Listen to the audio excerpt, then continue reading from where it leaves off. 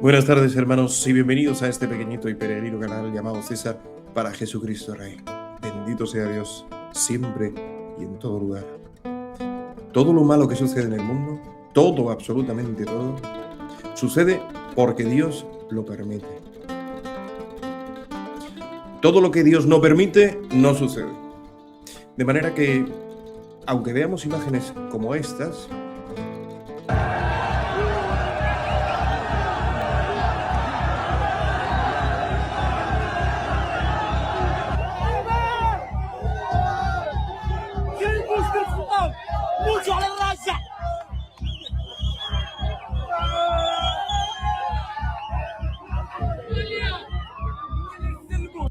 etcétera, todos las hemos visto, ¿verdad? Llevamos varios días viéndolas. Aunque veamos imágenes como estas, el hombre de fe sabe, por fe, sabe que es para un bien mayor. Por tanto, resuenan en el corazón las palabras de Santa Teresa: nada te turbe, nada te espante. Dios no se muda. La paciencia todo lo alcanza. Quien a Dios tiene, nada le falta. Nada te turbe, nada te espante. Hay personas que se sienten espantadas y turbadas viendo estas imágenes, y es comprensible hasta cierto punto, pero solamente si no se tiene verdaderamente a Dios en el corazón. Y tener a Dios en el corazón es vivir las virtudes teologales de la fe, la esperanza y la caridad. Vivir las virtudes teologales de la fe, la esperanza y la caridad no es una obra del ser humano. No se puede hacer sin la gracia de Dios. Y la gracia de Dios no llega al corazón humano sin que el corazón humano se abra en su libre albedrío, siempre lo confundo con arbitrio, se abra en su libre albedrío a la gracia de Dios. Para abrirse a la gracia de Dios hay que pedírselo, es lo que me pasó a mí en 2010, cuando hice la oración condicional, siendo un ateo y un agnóstico, con el paso de los años, pertinaz y contumaz, es decir, permanente y constante. Dios, si existes, ayúdame. Eso hice, una oración condicional, recomendado por un sacerdote, el padre Luis Fernando de Prada. Bendito sea Dios. Y cuando hice esa oración, pasaron cosas fuera de mí que no dependían de mí, que me hicieron saber no solo que Dios existe, sino que Dios me conoce. Y no solo que me conoce, sino que conoce toda mi historia. Y en ese conocimiento reconocí su amor por mí, que llevaba 13 años sin confesar. Y en la confesión reencontré al verdadero Dios, que había conocido de pequeñito en la primera comunión. Perdón que tengo que toser. Disculpad. Pues bien, estas imágenes nos podrían turbar. Os voy a enseñar muchas cosas en este vídeo que nos pueden turbar, pero no han de turbarnos si vivimos abiertos a que la gracia de Dios opere en nosotros por medio de las virtudes teologales, de la fe, la esperanza y la caridad. La fe, saber lo que no se ve. Saber lo que no se ve. Prefiero decir saber que creer, porque creer en el lenguaje común y habitual es sinónimo de opinar. No. Creer también significa saber. Pues bien, la fe es saber lo que no se ve. La esperanza es esperar lo que se cree, esperar lo que se sabe, que todavía no se ve. Por eso, la esperanza verdadera es siempre en el más allá. Esperanza para las cosas de este mundo es una tergiversación de la palabra esperanza. La caridad es arder en el corazón de nuestro Señor Jesucristo. Aquí. Arder en su corazón. Leí una vez que tanto en el infierno como en el purgatorio como en el cielo hay fuego. En el infierno, fuego que hace daño, porque son las conciencias creadas por Dios acusándose a sí mismas y acusando al Creador, odiando y blasfemando a Dios. En el purgatorio hay fuego porque las almas tienen que eliminar con el paso del tiempo todo ese efecto del pecado en ellos mismos, lo que conocemos como purificación. Es un fuego doloroso, se dice que el dolor más pequeño del purgatorio es mayor que el dolor más grande en este mundo, pero es un dolor que, además de doloroso, está aprendiendo a amar, está aprendiendo a pensar, sentir y obrar como Dios. Está santificándose. Ese proceso de santificación lo podemos vivir ya en este mundo para vivir en el fuego del reino de los cielos, que es el fuego de la caridad. En el cielo no hay esperanza, no hay fe, pero hay caridad. El amor de Dios. Ese amor de Dios que ha sido por doquier extendido en el mundo, por medio de su venida al mundo y su demostración de lo que Él es, por medio de su pasión. Y ese amor de Dios que reside físicamente y espiritualmente en el corazón de nuestro Señor Jesucristo. También se habla del corazón de la Santísima Trinidad y también del corazón inmaculado de María.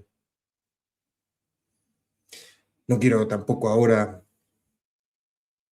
desmenuzar todo lo que ello conlleva, que es precioso, sino que quiero hablar de lo que ha pasado en Ceuta, porque he escuchado a muchas personas turbadas, ¿no? Enfadadas, tristes y también con miedo, ¿no? Ante esta situación tan objetivamente injusta, afloran las emociones, los pensamientos más, digamos, primarios de nuestra naturaleza. Pero nosotros, los creyentes, no solamente vemos las cosas con los ojos de la naturaleza, sino también con los ojos de la sobrenaturalidad. Y debemos siempre preguntarnos por qué permite Dios este mal, con cualquier mal que veamos. Este es un mal inmenso. Este es un mal inmenso para los habitantes de Ceuta y para los que han entrado. Estoy seguro que ninguno de nosotros querríamos ser ni un ceutí en este momento, tener nuestra casa, nuestra vida en Ceuta, y tampoco querríamos ser uno de esos seres humanos que han entrado en Ceuta de esas maneras tan infrahumanas. He visto vídeos, muchísimos niños, muchísimos adolescentes, enviados por no sé exactamente qué élites, porque muchos se ocultan bajo el anonimato, pero enviados como carne de cañón para sus operaciones geoestratégicas, políticas, económicas y ritualísticas, las cuales no me interesan demasiado, tanto como el corazón de Cristo. Pero claro, viendo esta situación, viendo todos los, digamos, movimientos patrióticos, movimientos pseudopatrióticos, movimientos viscerales, viendo todo lo que está sucediendo y considerando que en lo personal he necesitado un tiempo para volver aquí ahora a grabar, he dicho, es el momento, es el momento. ¿Por qué? Bueno, aquí confluyen muchos elementos, hermanos, muchos, muchos. Confluyen los cuatro jinetes, confluyen numerosas profecías, pero quiero que veamos, y os agradezco si habéis permanecido en el vídeo hasta este momento, porque quiero que veamos las razones profundas, sobrenaturales, en principio, por las cuales cabe pensarse que esto está pasando. Más allá de las decisiones de no sé qué políticos, de no sé qué líderes, más allá de las apariencias, todo siempre tiene una realidad invisible. Y es que la realidad invisible es que estamos en el final del tiempo concedido al adversario de Dios para tentar a los hombres. Podemos leer en Apocalipsis 12:12, el diablo estaba rabioso porque sabía que le faltaba poco tiempo. Estamos en una guerra por las almas de los hombres. Una guerra invisible. Dios combatiendo con la cruz, contra su adversario que combate con la mentira. Dios combatiendo con la humildad y el adversario combatiendo con la soberbia. Dios combatiendo con la entrega de sí y el adversario combatiendo con el arrebato de otros.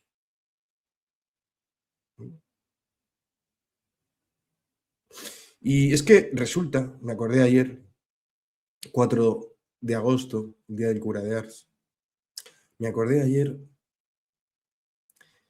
que había leído en su día que en Ceuta hay unas procesiones hinduistas. Hinduistas, sí, hinduistas. Las vamos a ver ahora porque realmente son, no sé ni cómo calificarlas, sinceramente. A ver qué os parecen estas cuestiones. Esto sucedió hace 8 años, como podéis leer en la descripción de este vídeo. Todo lo dejo en la descripción, como siempre. Y esto fue subido el 27 de agosto. No sé si sucedió el 25 o el 26. En cualquier caso, fijaos lo que sucede en Ceuta en este año, ¿de acuerdo?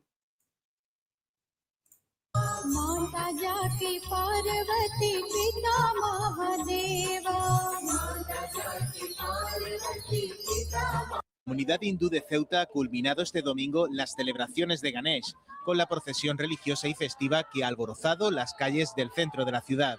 Se dice que en estos días... Bueno, nótese que haciendo este vídeo no pretendo, por supuesto, ni odiar, al revés, amar a todos los hombres y que todos los hombres amen a todos los hombres. Es evidente, ¿no? Pero bueno, resulta que hay un templo hinduista, hay una comunidad hindú en Ceuta desde el siglo XIX, también la hay en Melilla, pero en Melilla no han hecho nunca procesiones por las calles como hacen en Ceuta. Esta, insisto, es de 2017, pero también la hicieron el año pasado. Voy a poneros la del año pasado, que fue menos concurrida, pero es muy fuerte. Todo esto es en Ceuta, ¿de acuerdo? En Ceuta. Bien.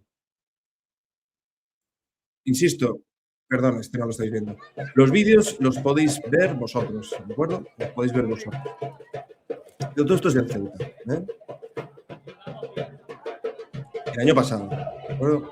Y me llamó la atención que el año pasado, porque bueno, aunque haya una comunidad hindú en un lugar del planeta Tierra, pues es algo que forma parte del plan de salvación de Dios para con todos los hombres. Sin embargo, es grave, objetivamente grave, que la autoridad política mayor de Ceuta, el presidente de la ciudad autónoma de Ceuta, este señor, bueno, pues saludara con el... diera gloria, rindiera culto, saluda con el namaste, ahora os explico lo que es.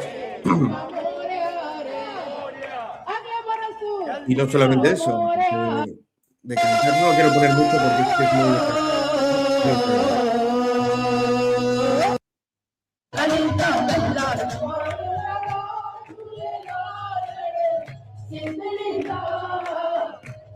y ahí le veis bailando al hombre en esta fiesta. Esto el año pasado, el 28 de agosto, como veis, de 2025, ¿vale? El 28 de agosto. Bien, esto es hace 8 años, pero ¿por qué os he traído los dos vídeos? Porque hace 8 años sucedió algo mucho peor. Bueno, la fiesta era tremenda, ¿no? Bueno, seguro que hay muchas personas que no son hindúes ahí. Este es el vídeo de aquel entonces. Fijaos.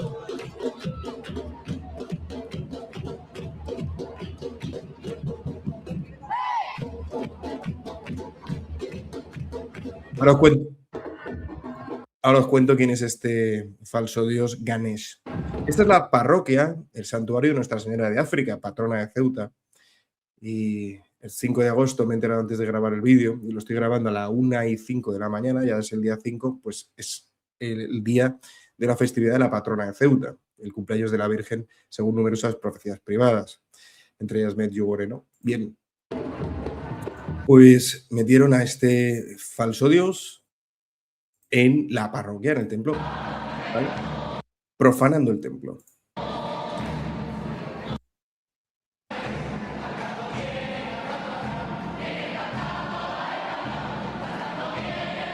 Entonces ahí la comunidad cristiana le canta a la Virgen, pero le canta a la Virgen apareciendo este bicho. Mirad.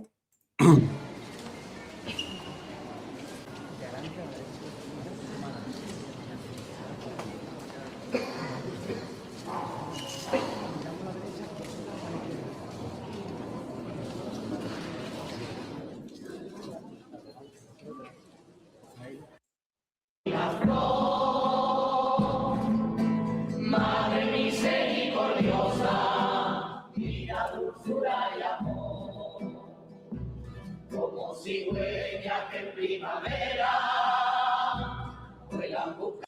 Hay niños ahí. Hay niños ahí. Vamos a seguir viendo, aunque sea insoportable. Donde anidar, por tierra y mar hasta la Rosina, Ceuta camina con su hermandad. Porque tú eres su esperanza y en ti confía. Los romeros desterrados. Es que no se aguanta, lo siento. Este dios Ganesh es un ser con cabeza de elefante. Ahora os cuento por qué, porque es surrealista, ¿no? Bueno, junto con esto, el párroco, que también es vicario de la diócesis de Cádiz y Ceuta, este señor de aquí, bueno, pues le da la bienvenida, le da un abrazo al señor hindú, el vicepresidente de la asociación. Bueno, ¿no?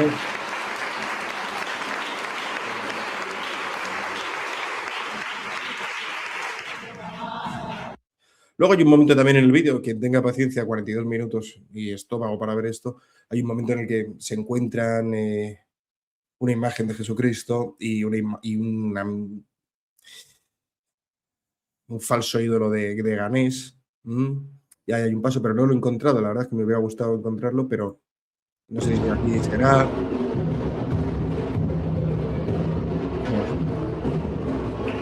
Sí, probablemente sea aquí, ¿no?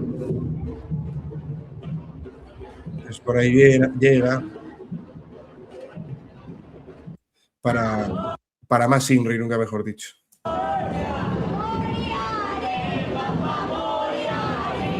Ahí están cantando invocaciones a este Ganesh.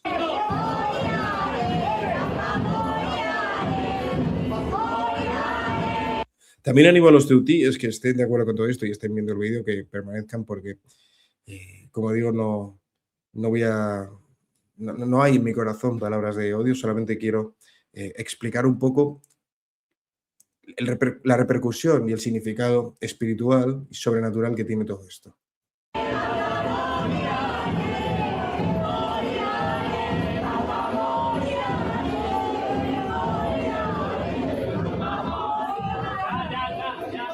Sí, ya. Bendito sea Dios que he encontrado el fragmento. Bueno, luego la procesión termina arrojando a esta imagen de falsa deidad en el mar. Además, escuché que lo hacen con materiales biodegradables para ser sostenibles.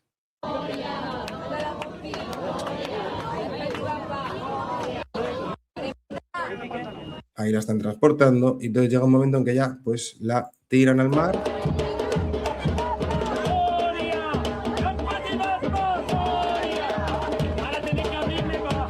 Ahora que voy.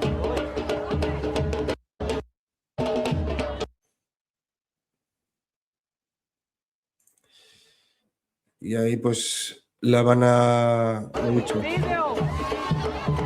Un poco la idea es que arrojándola al mar se lleva las cosas malas que hay en las personas y ya pues se purifica todo. Curioso, ¿no? Que la bestia, el anticristo político, se ha llamado en el Apocalipsis como bestia del mar, ¿no?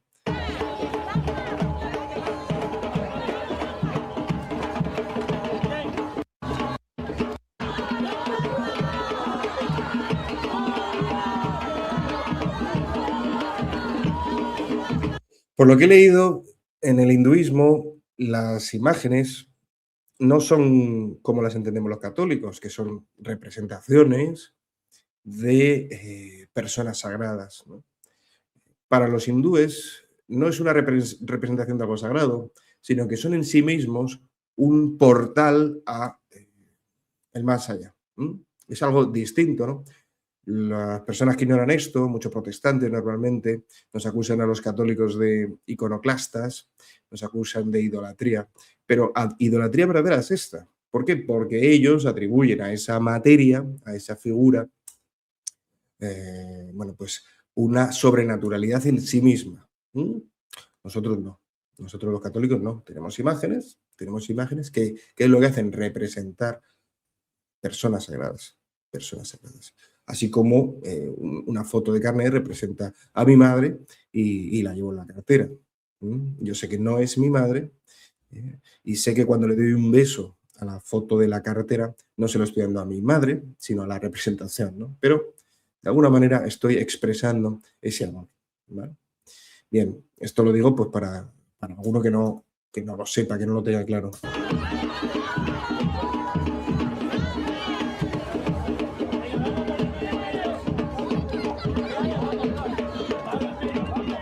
Bueno, la celebración termina de esa manera y bueno, pues la televisión ceutí, que estamos en Faro TV, que es la televisión de Ceuta, pues relata todo esto con suma normalidad, como hemos visto, el presidente de esta ciudad autónoma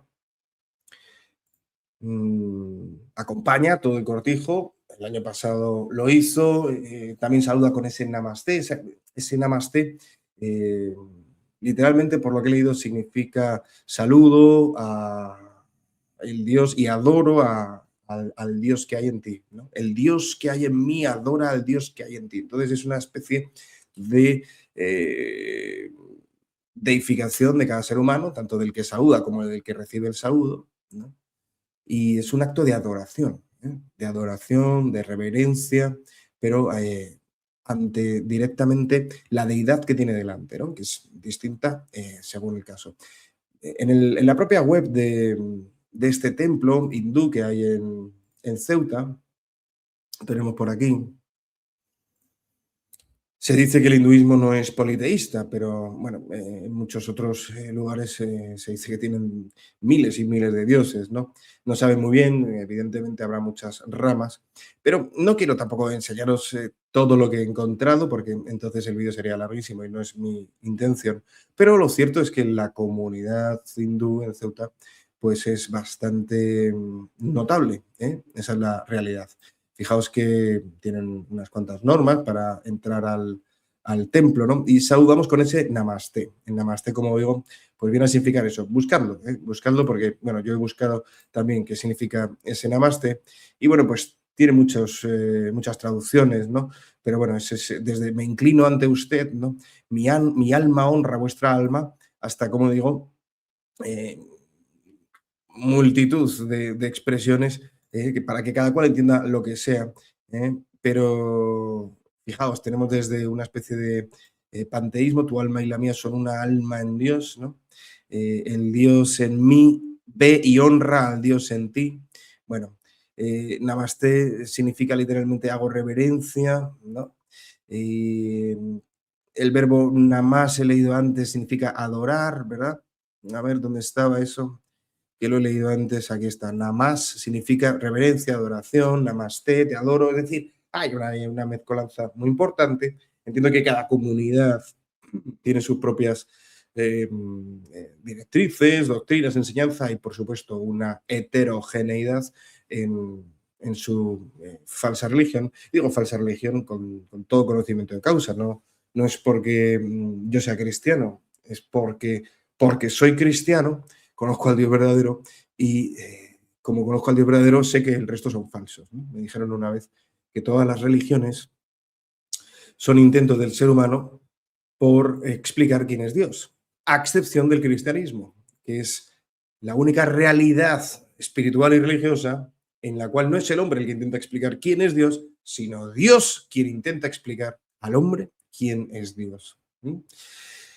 Ninguna religión en el mundo sostiene que Dios haya tomado naturaleza humana, solo una. Y desde luego, por ser la más hermosa, es la verdadera, la más bella es la verdadera. Bien, verdadera religión, historia, ¿no? Es fascinante. Cuando uno se adentra en lo que sucedió hace 2000 años y contempla cómo 12 hombres que eran incultos se fueron cada uno a una parte del mundo, arriesgando su vida y dando su vida en tormentos indecibles, algunos de ellos, como San Bartolomé, que celebraremos dentro de unas semanas, por decir que habían visto verdaderamente a Dios hecho hombre, morir y resucitar, lleno y consumido en amor por la humanidad. Pues claro, uno dice, es que esto tiene sentido. No es como otras religiones, ¿no?, que se expanden por la espada, como el Islam, o que se expanden con la antropofagia, como las religiones paganas variadas que había en Mesoamérica y en África y en otras partes del mundo. O como estas religiones, como el hinduismo, los hinduismos, que sostienen que los seres humanos son distintos por naturaleza, porque hay una serie de castas. Y como hay la reencarnación, entonces si tú naces siendo un miserable, pues entonces tienes que seguir siendo miserable, ¿no?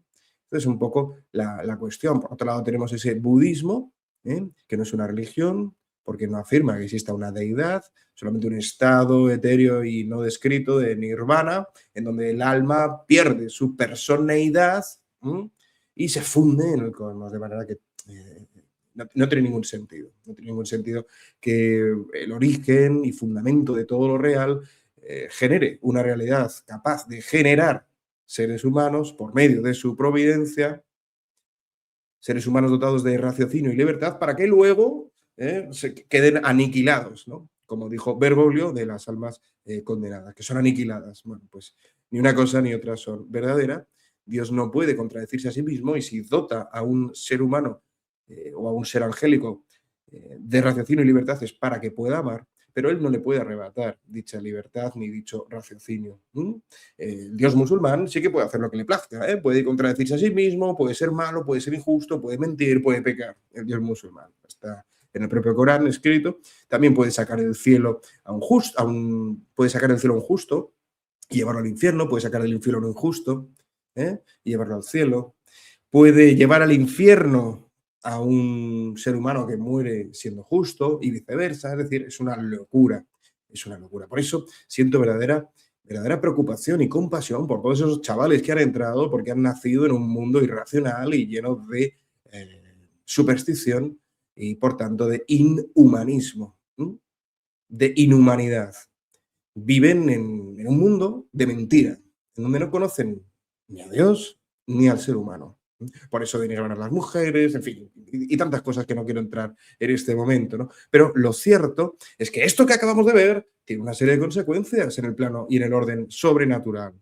Tiene una serie de consecuencias. A veces las consecuencias son inmediatas y otras veces no, pero basta que recordemos que el rey Salomón, el hijo del rey David, introdujo en el templo, seducido por las mujeres, por malas mujeres, introdujo en el templo la idolatría. Acto seguido llegó la destrucción del templo. Sucedió también en la época de los macabeos, que quedó arrasado Israel porque lo mismo, introdujeron ídolos, falsos dioses, en el templo. Bien. Y sucedió también en el año 70 después de Cristo. ¿Por qué? porque el César fue tenido ahí como una especie de divinidad, porque los sacerdotes saduceos, el Sanedrín de la época, decide obedecer a el que se hacía llamar divino en lugar de al verdadero hombre Dios que tenían delante, ¿no? Así que el templo fue arrasado. Entonces, no es una cosa nueva en la historia de la humanidad ni en la historia de la salvación. El hecho de que el hombre, una vez habiendo conocido al Dios verdadero, pues acepte la intromisión de estos falsos dioses. Bien, el Salmo 95.5, importante, nos dice que todos los dioses de los paganos son demonios. Vamos a hacer una breve exégesis en este vídeo acerca de esa cuestión, porque otras traducciones hablan de ídolos o son fantasías. Bien, hay una serie de cuestiones a conocer ahí, la verdad. Pero quiero que también tengamos presente que, bueno, hubo una serie de consecuencias en este año 2017, en aquel año 2017. Infocatólica publicaba esta noticia, fijaos. Todo lo dejo en la descripción, ¿vale?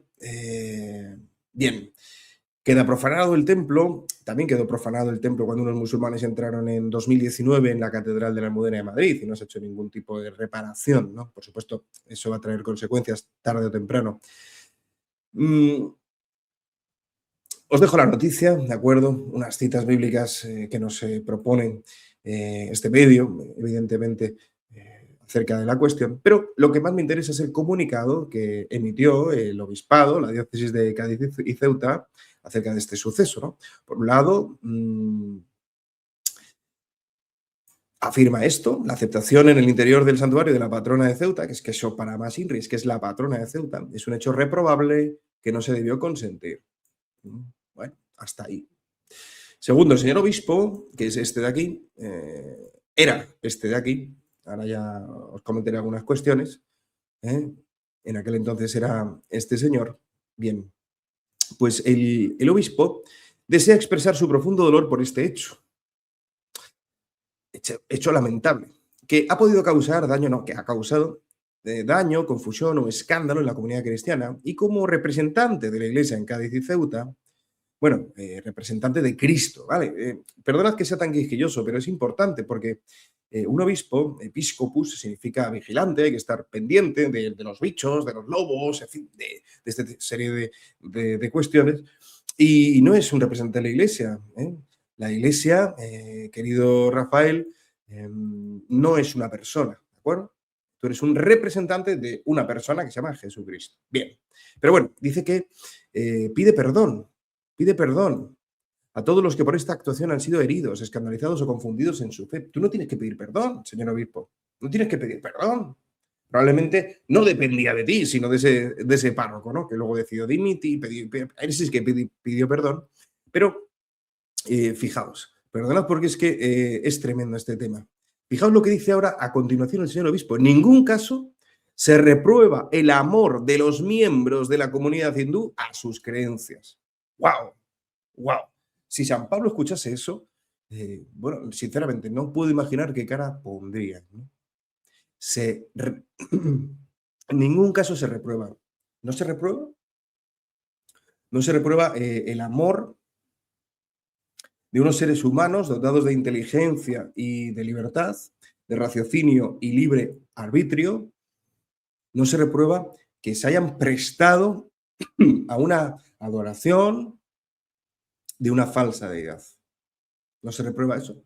Pues usted debería hacerlo por el bien de esas almas, por el bien del resto de almas, y enseñarles pacientemente por qué y dónde radica la falsedad de su religión. Debería hacerlo, evidentemente. Evidentemente no lo hace, sino que hace todo lo contrario. Los confirma en el error. No, los confirma en el error. Madre mía, madre mía. Esto es tremendo, ¿no? Entonces, ¿qué sucede? ¿Qué sucede? Bueno, el señor vicario y párroco del santuario, debidamente amonestado por mentir estas acciones, ha lamentado los hechos. No ha pretendido en ningún momento venerar nada fuera de nuestro Dios único y verdadero. Bueno, a Dios no solo hay que venerarlo, hay que adorarlo. El señor vicario, el párroco, reconoce el error, lamenta el daño ha presentado su dimisión, que ha sido aceptada. Es decir, dimitió este señor, lo tengo por aquí, pero bueno, tampoco quiero hacer un recorrido por los intríngulis, ¿no? Pero bueno, ese Juan José Mateos, aquí está, se despidió, ¿de acuerdo? Este señor está ahí con el presidente de Ceuta, bueno. ¿Y por qué se despidió? Porque primeramente pidió perdón. Aceptaron en la diócesis el perdón, pero luego él se despide, ¿vale? Él se despide y fue nombrado luego párroco de la iglesia San Isidro de los Barrios. Bueno, y ahí está, ¿de acuerdo? Quien quiera saber más, que investigue por su cuenta. Pero, ¿cuál es la cuestión? ¿Cuál es la cuestión? Veréis, fijaos, lo voy a explicar de la manera más sencilla posible, ¿vale? Cuando este tipo de sucesos tienen lugar, hay que hacer lo que se llama una rogativa. Una rogativa, un conjunto de oraciones de desagravio, de reparación en el templo, para que la profanación que ha tenido lugar desaparezca y vuelva a ser restituido el templo para el uso ordinario. ¿De acuerdo? Cuando una profanación de este calibre tiene lugar, no se debe continuar el culto, porque el pueblo de Dios, al cual hay que conducir, tiene que darse cuenta de que haya pasado algo grave, cosa que no se ha hecho en los 8 años que lleva ese templo profanado. Y esto tiene que ver, César, esto tiene que ver con esta inmigración, por supuesto, por supuesto. ¿Por qué? Porque no ha pasado en Melilla, por ejemplo, donde no hay este tipo de cuestiones. En Melilla no las hay. En Melilla no hay procesiones, hay una comunidad hindú, pero no hay procesiones por la calle aplaudidas por el presidente de la ciudad autonómica y tampoco, ni muchísimo menos, hay una profanación de este calibre que clama al cielo. Entonces, podemos acceder al Código de Derecho Canónico, si queréis, para los más avezados, bueno, pues podemos acudir, si queréis, al 1211, ¿vale?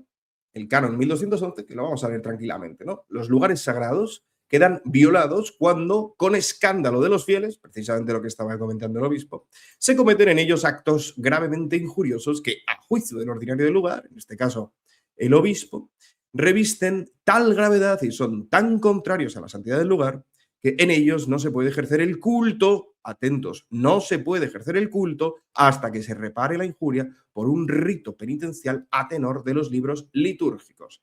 Esos libros litúrgicos existen, son los que son, ¿de acuerdo? Son los que son. Hablamos de un rito de desagravio, ¿de acuerdo? Un rito de desagravio. Esto lo explico un poco para todos, pero especialmente para los que ahora, que no son estas personas, ahora mismo el obispo de Cádiz es otro monseñor, en concreto este que tenemos aquí, el excelentísimo y reverendísimo señor don Ramón Darío Valdivia Jiménez, ¿de acuerdo? Bien, pues fue nombrado administrador apostólico cuando presentó la renuncia el anterior, que es, como digo, el excelentísimo y reverendísimo señor don Rafael Zornoza Boy, aquel que dijo que no eran reprochables ni reprobables las falsas creencias de los hindúes, ¿no? Interesante, interesante, más aún considerando estas cuestiones, en las cuales no quiero entrar ahora, en las cuales no quiero entrar ahora. Bien. Este señor no ha hecho un acto de reparación como se debe hacer. Como digo, el que esté interesado puede acudir. Voy a ponerme más pequeño para que podamos leer. Siempre podéis pausar el vídeo, evidentemente, ¿no? Os recomiendo mucho este libro, lo compartí en el canal de Telegram del Código de Derecho Canónico del 83 con las notas a pie de página, ¿vale? Es la edición de Egunsa, en Navarra. Buenísima, ¿no? Buenísima. Entonces, bueno, aquí tenemos una nota muy interesante, pero básicamente lo que nos dice es que en el Código del 17 estaban tipificadas de forma objetiva todas las posibles profanaciones. Eso era un tanto engorroso a nivel formal y en este Código del 83, el que sigue en vigor, se decide que el ordinario del lugar decida cuándo es profanación y cuándo no. Pero claro, atendiendo, evidentemente, a que sucedan una de estas tres cosas, que sea un acto injurioso y grave, cosa que sucede, él mismo lo reconoce, que haya escándalo, él mismo lo reconoce, y que se haya cometido dentro de un lugar sagrado. Bueno, eso es evidente, ¿no? Entonces, como han sucedido estas cosas, debe hacerse un acto de reparación. Si no, no puede continuar el culto, ¿de acuerdo? Y esto se lo digo especialmente al nuevo párroco que tenemos aquí del santuario de Nuestra Señora, la Virgen de África, ¿de acuerdo? No sé exactamente cuál es el nombre del templo, disculpadme, ¿de acuerdo? Pero, bueno, pues este es el vicario general de Ceuta, don Francisco Jesús Fernández Alcedo. Él, que no tuvo nada que ver con los hechos, por lo que yo sé, bueno, pues ha animado a la oración, bueno, pues yo le animo a hacer ese acto de reparación, ¿de acuerdo? Porque, además, mañana no creo que pueda, porque este vídeo lo subiré mañana, ahora pues son ya, es ya la 1:30, bueno, lo subiré mañana día 5, pero en los siguientes días, si es que no hace falta mucha cosa, ¿no? Pero lo cierto, fijaos, esta web es importante, es que hace falta que sea el obispo el que haga eso. Bien. Para reparar la injuria, el ceremonial de obispos prevé que sea mediante una celebración penitencial que puede consistir en una misa o en una celebración de la palabra, aunque es más conveniente que se haga una celebración eucarística y que sea presidida por el obispo de la diócesis. Es signo de penitencia. Fijaos todo lo que hay que hacer para reparar esta profanación. Se desnuda el altar de la iglesia, se quitan los signos que ordinariamente expresan alegría y gozo, como son las flores, y además es conveniente mantener las luces apagadas. Esto lo digo de verdad a todos los cristianos que estáis en Ceuta, que estáis sufriendo ahora, por favor, compartid este vídeo y haced que el templo de la Virgen de África sea, por favor, reparado. En la celebración se usan ornamentos morados, salvo que por el día no pueda decirse la misa propia. Bien. El día y la hora convenida, el pueblo se congrega en una iglesia vecina o en un lugar cercano al templo injuriado. El obispo, con mitra y báculo, los presbíteros, los diáconos, los ministros, revestidos, se acercan a ese lugar.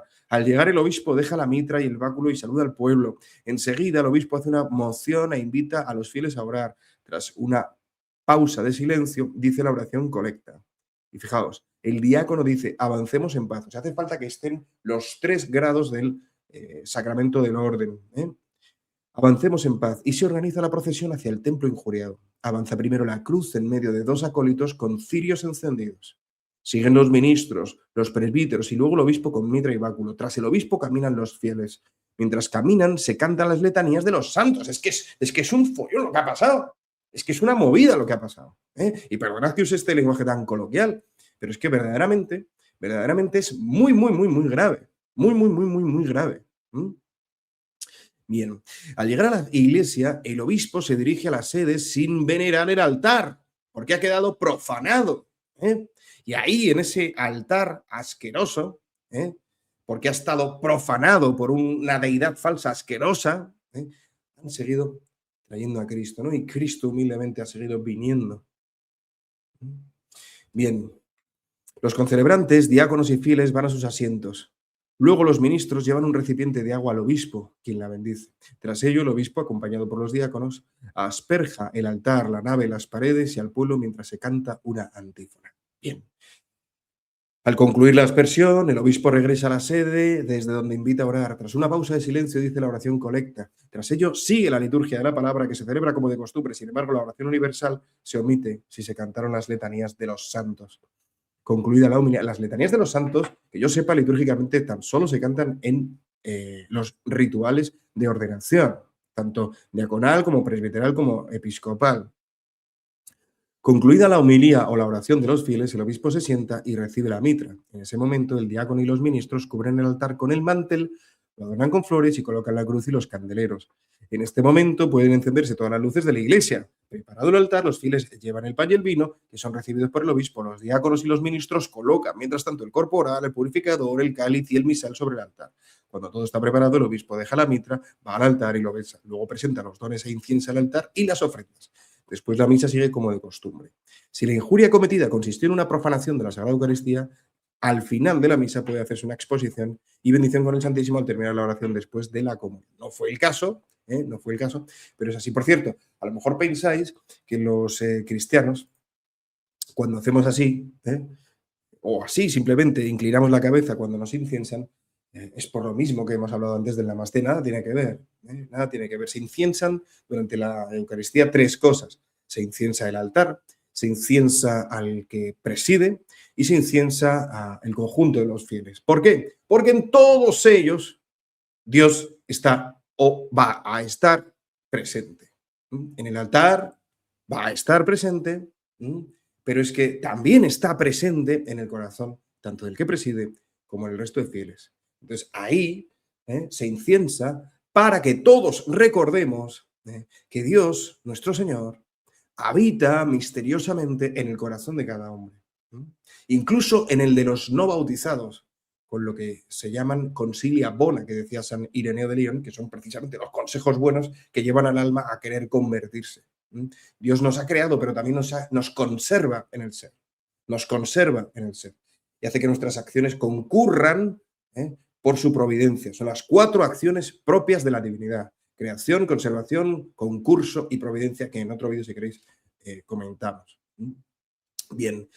No os he contado todavía 2 cuestiones importantes. Perdonad la longitud del vídeo, yo no quería que fuera tan largo, pero es que no sé ni puedo hacerlo más corto porque es todo esto, como veis, bastante grave. Bueno, me he metido en una página de yoga para conocer, bueno, la que he encontrado, no es que buscara una de ello, pero bueno, para encontrar un poquito el simbolismo de este falso dios Ganesha. Bueno, aquí podéis leer algo surrealista, ¿no? Según la mitología hindú, la diosa Parvati y el dios Shiva son los padres de este dios Ganesha, de este falso dios Ganesha. Bien, resulta, fijaos, un día Parvati encargó a Ganesha la custodia del palacio mientras ella se daba un baño. Fue justo en esos momentos que Shiva regresó a casa para encontrarse con un joven al que no reconocía y que no le permitía la entrada a su propio hogar. Es decir, el hijo no reconocía a su padre, una cosa bastante ajena al amor, ¿no? de Dios. Bien, entonces, en ese momento, enojado, ¿sabéis lo que hizo Shiva, el padre? Pues cortó la cabeza de su hijo sin saber quién era realmente. Tremendo, ¿no? Le cortó la cabeza a su hijo. Y entonces, más tarde, y ante el llanto de la desconsolada madre, Shiva prometió a su mujer, a Parvati, que bajaría a la tierra y repondría la cabeza de su hijo con la del primer ser que encontrase. Sí, exactamente. El primer ser con el que tropezó fue un elefante. Bien, vamos a ver, ¿cómo podemos, con este calor que hace además, Dios santo, cómo podemos comentar esto? Bueno, simplemente es una monstruosidad, ¿no? El padre corta la cabeza a su hijo, después de no reconocerlo, ¿no? Y le coloca una cabeza de elefante. Digo yo, bueno, ¿por qué no le colocas una cabeza de otro humanoide, ¿no? Como parece que son? Es todo una, bueno, pues evidentemente una fábula, una invención humana, pero en la cual podemos decir que detrás hay realidades preternaturales, porque por lo que he podido leer en la web del templo hindú, se atribuyen aparentes milagros a esta deidad falsa, ¿vale?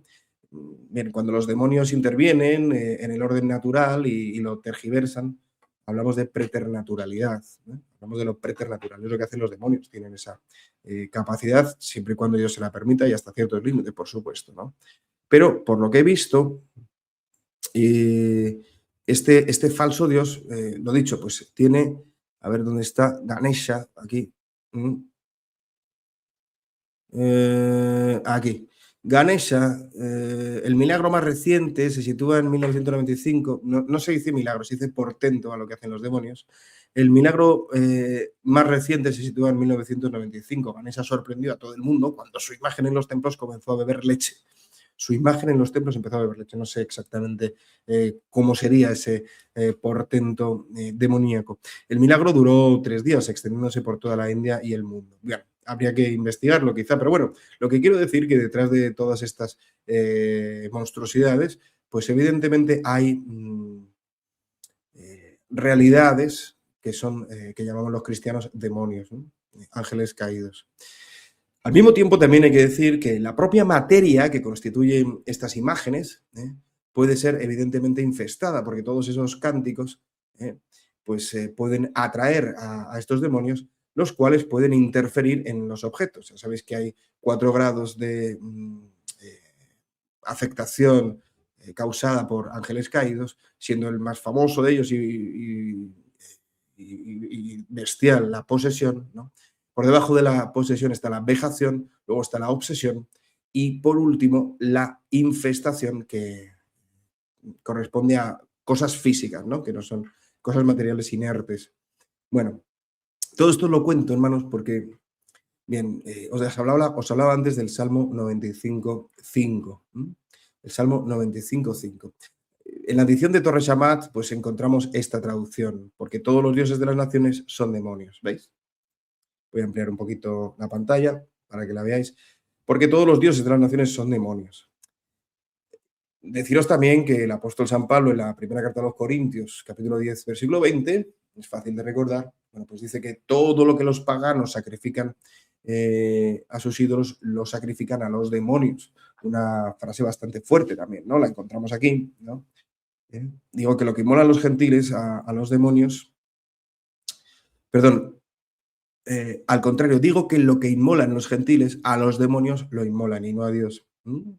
Y no quiero que vosotros entréis en comunión con los demonios. Bueno, vamos a ver, os decía antes que hay una, digamos, cuestión lingüística en torno a este versículo del Salmo 95, ¿vale? Porque todos los dioses de las naciones son demonios. Veréis, en la edición de los profesores de Salamanca encontramos otra traducción. Pues todos los dioses de los pueblos son vanos ídolos. Son vanos ídolos. Y diréis, ¿está mal traducido? No, señor, no, señor. La realidad es un poco más compleja. Y también, incluso en la de Strobinger, encontramos son ficción.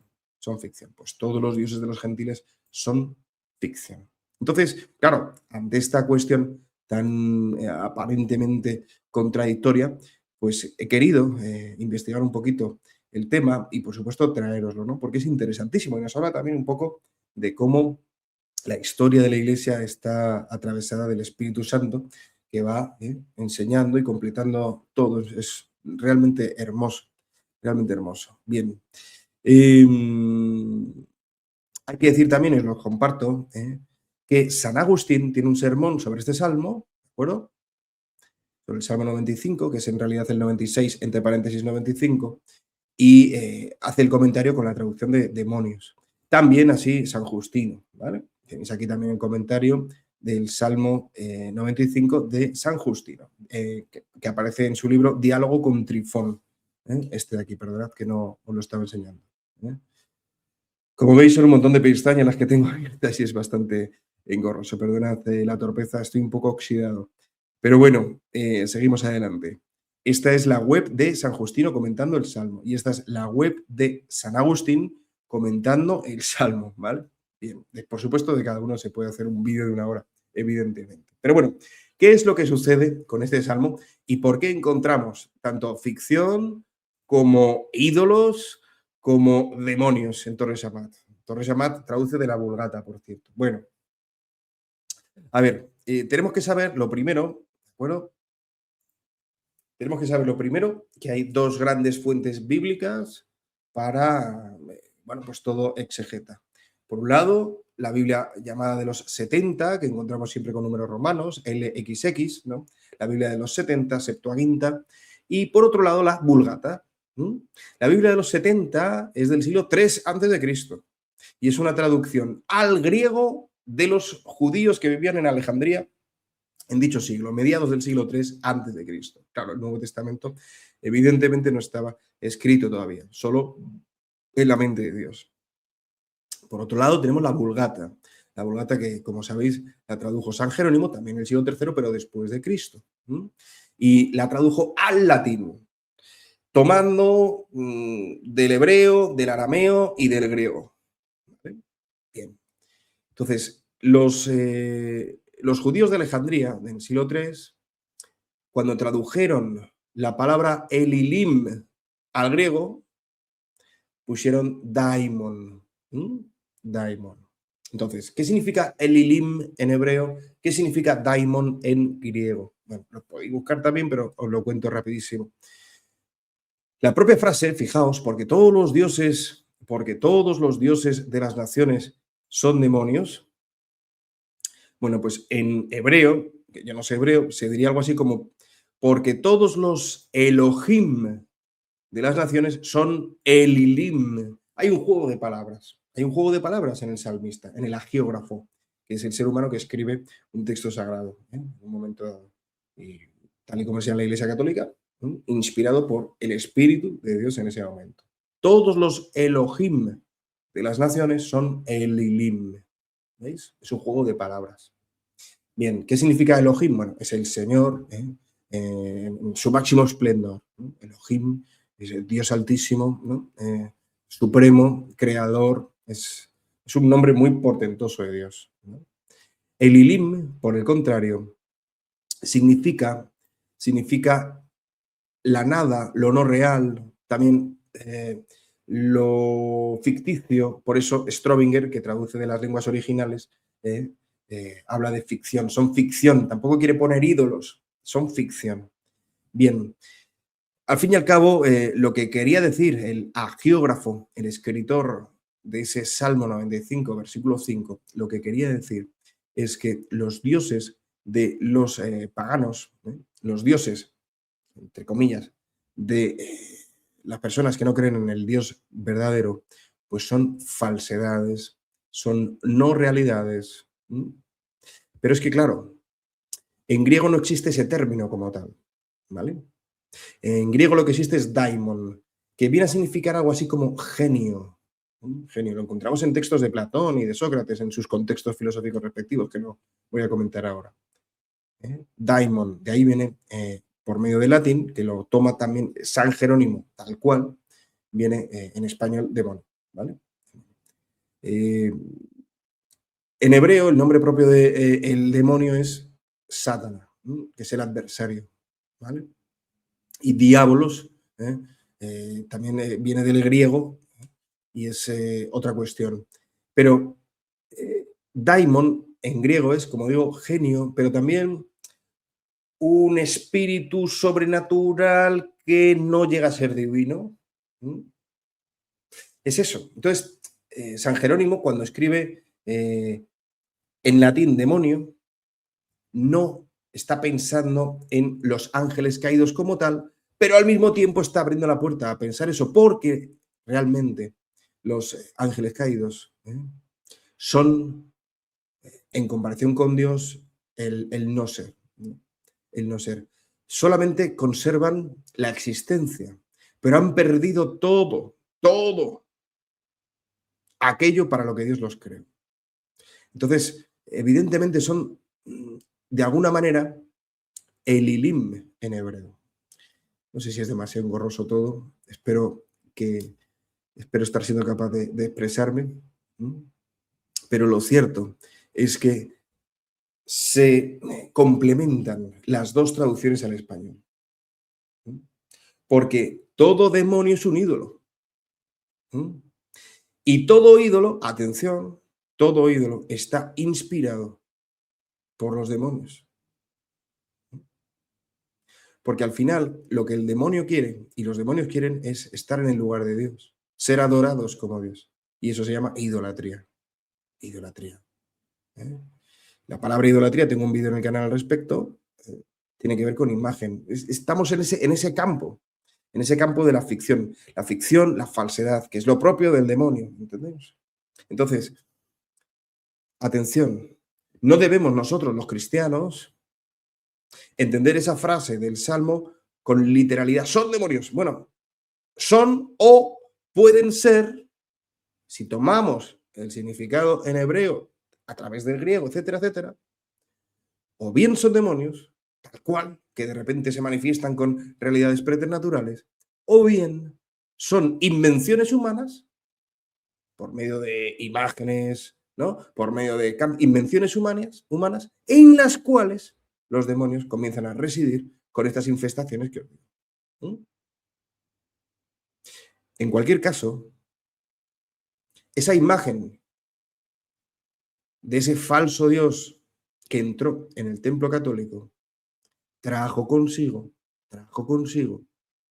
porque dio permiso el ordinario del lugar, el párroco y, por añadidura, el obispo, que no hizo reparación,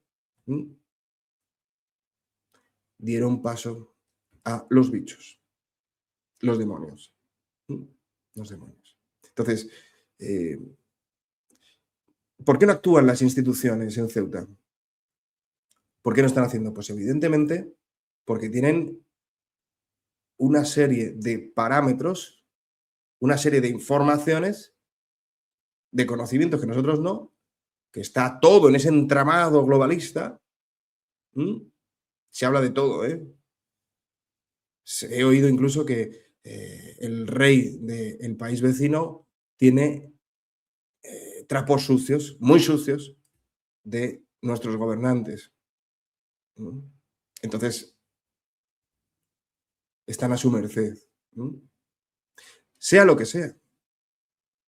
La razón última por la cual está pasando esto es porque allí donde debería brillar la luz del Dios verdadero, se ha metido la falsa luz del demonio, de Satanás. Y Satanás, que es el inspirador del Islam, según Santo Tomás de Aquino y San Juan Bosco, no es que me haya ocurrido a mí esa idea. Y por simplemente leer las aleyas y las suras de lo que ellos llaman libro sagrado, en donde, como digo, alguien que está en el cielo se le puede llevar al infierno y viceversa, donde hay irracionalidad por doquier, contradicciones constantes, por no hablar de la violencia a la que instiga a actuar a sus adeptos contra los cristianos, los judíos, en fin, es otro tema. Pero él, el bajísimo, como dice Paloma Hernández de Fortuna de Jacinta, el bajísimo, instiga todo esto. Y claro, quizá por eso, hace 13 días, sucedía esto en Ceuta, antes de esta invasión. Y es que se presenta el cartel de la Virgen de África, patrona de Ceuta.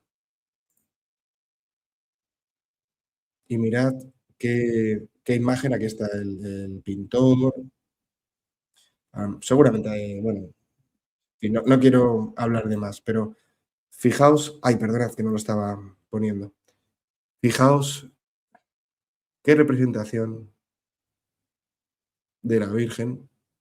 Esa es la cara que tiene ahora la Virgen, viendo todo lo que está pasando, y la cara que tiene la Virgen desde 2017.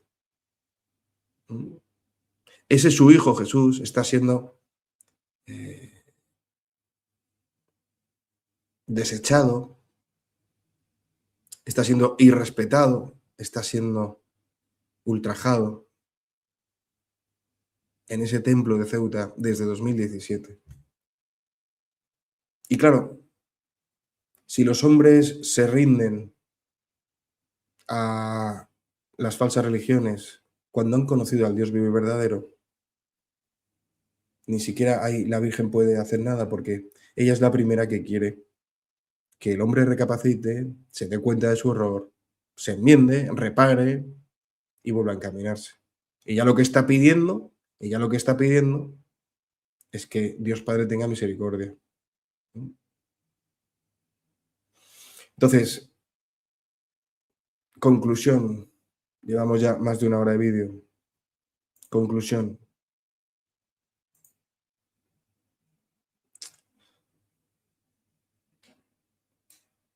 Solo hay una solución a todo. Solo hay una. Porque todos los problemas se pueden resumir y sintetizar en uno solo. Y es vivir o no vivir abierto a la gracia de Dios. De verdad.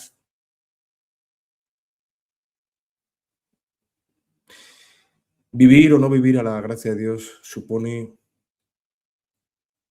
atreverse a decirle a Dios la verdad y a escuchar de Dios la verdad. Supone arrodillarse preferiblemente ante el Santísimo expuesto, si no ante el Sagrario y si no en el cuarto con la puerta cerrada. Y decir, ¿qué estoy haciendo, Dios mío? ¿Qué estoy haciendo con mi vida, con mis días? Y la solución es confesarse. No hay otra. Mientras los hombres no nos confesemos, el caos estará por doquier. La paz os dejo, mi paz os doy, dijo Jesús, resucitado. Recibid el Espíritu Santo. A quienes perdonéis los pecados les quedarán perdonados. A quienes se los retengáis les quedarán retenidos. Hay dos clases de hombres en el mundo. Los que suelen confesarse y los que no suelen confesarse. Solo la confesión verdadera es lo que puede sanar a esta humanidad. Sabemos por la revelación pública y por la privada que solo va a pasar eso en una minoría. Por tanto, puesto que la mayoría de personas van a ser de aquellas que no suelen confesarse, cada vez va a haber más caos. Es la realidad. Pero yo te animo a ti ahora a tomar conciencia de la propia vida, de lo que ha sido tu vida hasta este momento, y hagas una confesión general, una confesión de vida, especialmente si eres ceutí, especialmente si eres español. Y si no eres cristiano, te aseguro que solamente en la Iglesia Católica, solamente en la Iglesia Católica vas a serlo. Y solamente vas a encontrar lo que tu corazón ansía, que es fundirse con el corazón de Cristo. Bueno, no quiero dejar el vídeo, por supuesto, sin hacer referencia a algo mucho más repulsivo que pasó antes de todo esto, pero que evidentemente está conectado. Me estoy refiriendo evidentemente al viaje del antipapa León XIV. No fue casualidad que una de sus principales prerrogativas fuese exaltar la inmigración masiva e ilegal y hacer una reconstrucción histórica de lo que aparentemente fue aquella convivencia entre Islam, judaísmo y cristianismo durante la Edad Media en la península hispánica. Una convivencia que solamente tuvo lugar en los reinos cristianos, por cierto, no en el califato de Córdoba, etc. En Al-Ándalus no hubo convivencia, hubo servidumbre, donde los cristianos estaban sometidos a pagar unos impuestos inhumanos. Evidentemente, ese viaje, del cual haremos, Dios mediante, más de un vídeo, he preferido estar silente, he preferido estar en silencio viendo qué sucede después, porque sabía que iban a pasar cosas malas en España, y así está siendo. Los peores incendios que se recuerdan, más de 25 muertos en Almería, todo el centro de España ardiendo, como sucedió en 2017 cuando Bergoglio visitó Portugal y se incendió medio Portugal, que yo lo vi con mis ojos caminando por allí 3 años después. Bien, pues evidentemente la visita del antipapa, los incendios y esto que está teniendo lugar, esta pseudo invasión, pero no es una invasión militar como las que habrá, lo sabemos los cristianos por las profecías privadas. Es una invasión, lo he oído en algunos medios, híbrida, ¿no? Bien, pues todo esto es evidentemente porque en este momento el adversario de Dios pues domina todos los gobiernos del mundo. Todos.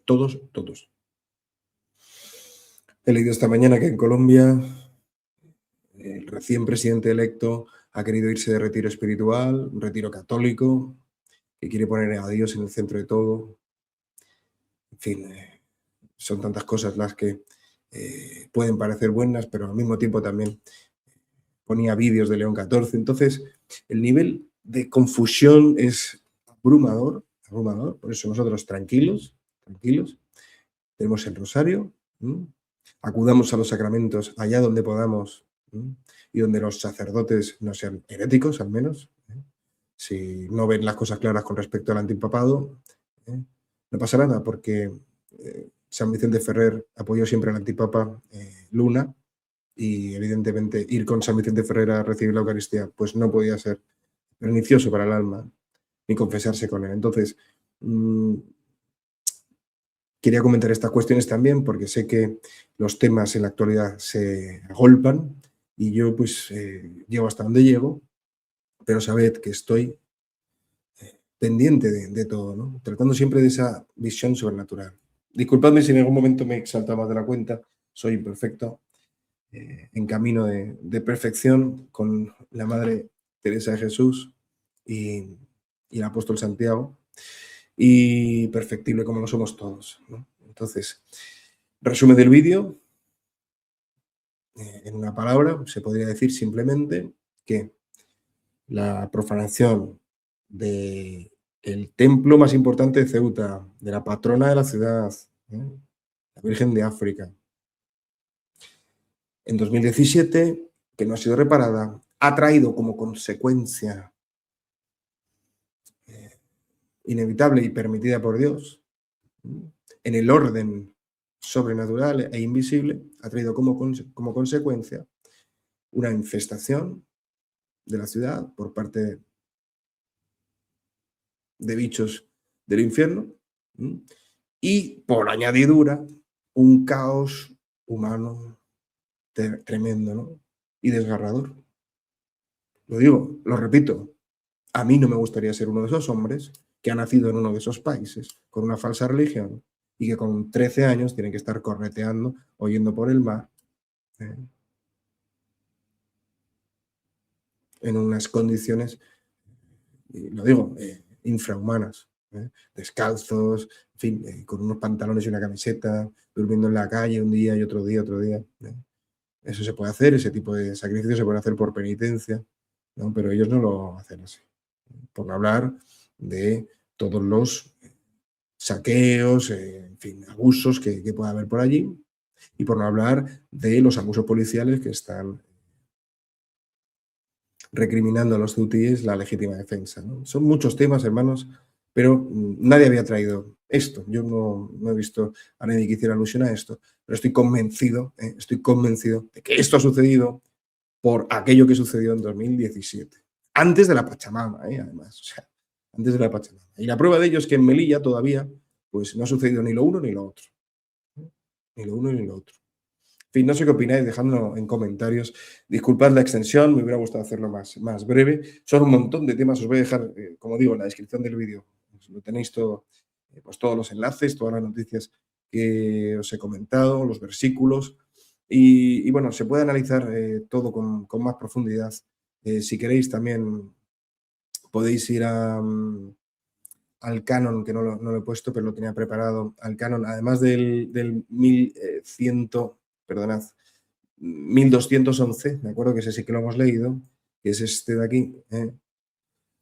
Bueno, pues podéis ir también al canon 1376, por si os ayuda a alguien.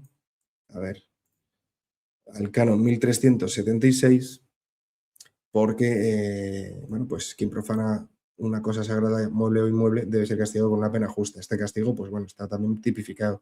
Y para más INRI también, pues el 1171, se han de tratar con reverencia las cosas sagradas destinadas al culto mediante dedicación o bendición, y no deben emplearse para uso profano o impropio, aunque pertenezcan a particulares, ¿vale? Entonces tenemos el 1171, el 1211 y el 1376. También podríamos ir al catecismo, pero bueno, no lo he preparado, quizá para otro vídeo, si os parece adecuado. Bueno, hermanos, muchas gracias por acompañarme. Os agradezco vuestras oraciones. Sabe Dios cuánto las necesito. Y y también, bueno, pues por mi familia y mi esposa os pido oraciones y nada, que os mando un abrazo enorme. Disculpad el no haber estado más presente en YouTube, bueno, pues en todo este curso, ¿no? Pero físicamente me ha resultado imposible.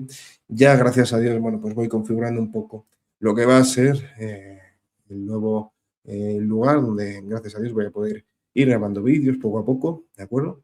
Y bueno, pues como si volviésemos a nacer, pues vamos a volver, porque hay mucho que comentar, mucho que comentar. Están pasando muchas cosas a nivel eclesial también. Y bueno, pues dentro de poco pues vamos a tener también invitados interesantísimos, gracias a Dios. Y bueno, pues todo eso va a enriquecer muchísimo el canal junto con vuestros comentarios, que siempre lo digo, vuestros comentarios son de verdad una de las mayores riquezas que tiene el canal, porque a veces me encuentro algunos que son auténticas catequesis, en fin, auténticos testimonios de amor, de fe, de sabiduría. Entonces, bueno, pues estoy deseando leeros para saber un poco qué opináis. Y bueno, pues también quizá podamos pensar en hacer algo, ¿no? Además de decirlo, también en hacer algo, no sé, escribir al párroco vicario del templo en estos momentos. Se me ocurren muchas cosas. Entonces, poco a poco, hermanos, un abrazo enorme y felicidades a todos los cristianos de Ceuta, que hoy, 5 de agosto, el día del cumpleaños de la Virgen, según numerosas revelaciones privadas, entre ellas Medjugorje, pues, celebráis a la Virgen de África, que merece reparación, merece consuelo.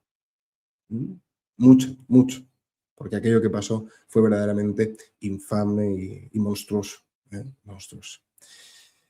Bueno, demos gracias a Dios siempre y en todo lugar, como decimos en misa, siempre y en todo lugar, incluso en este momento, porque puede suceder que debido a esta circunstancia tan adversa de esta inmigración de 60.000 personas tan caótica, pues muchas personas en Ceuta se vuelvan a Cristo. Eso es lo que espero y por ello voy a seguir rezando. Bendito sea Dios. Que Dios os bendiga, la Virgen os guarde en este día, San José os abastezca de todo lo que necesitáis para agradar al Señor. Santiago Apóstol os dé tu valor y el cielo entero suple en vuestras almas lo que a este vídeo le falta. Amén.